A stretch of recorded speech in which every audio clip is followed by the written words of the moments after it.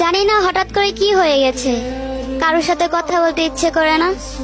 কেউ যদি আমার সাথে কথা বলতে চায়, তাদের গলার সুর শুনলে মেজাজ খারাপ হয়ে যায়। সারাদিন একা একা কাটাতে মন চায়, আর শুধু মন খারাপ হয়ে থাকে। কই, আগে তো এমন ছিলাম না। সবার সাথে হাসি খুশিতে কথা বলতাম, আর ভিডিও তো দূরের কথা, নিজের যত্ন নিতে ভুলে গেছি।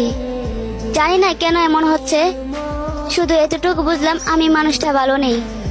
দিন দিন মানসিক শান্তি হারিয়ে ফেলতেছি। আর কেন জানি না, কান্না করতে মন না চাইলেও চোখ দিয়ে অজরে পানি পড়ে। আর সারাদিন একটা কথা বলতে মন চাই, আমি ঘুমাবো, তাও সারা জীবনের জন্য। আর আত্মহত্যার কথা তো সারাদিন মাথায় গুনগুন করে। কোন দিন যেন আত্মহত্যার মতো মহা পাপের শিকার হই। না বুঝলো পরিবার, না বুঝলো প্রিয় মানুষটি, দাও বেশি করে আঘাত। একদিকে আছে পাওয়ারফুলের ঘুমের ওষুধ, আরেকদিকে আছে বিষাক্ত বিষ, আরেক পাশে আছে বিদ্যুতের তার, আর মাথার উপরে জ্বলন্ত ফ্যান। মাঝখানে আমি বসে আছি, ড্রিম আমার পরকালে দিব পার।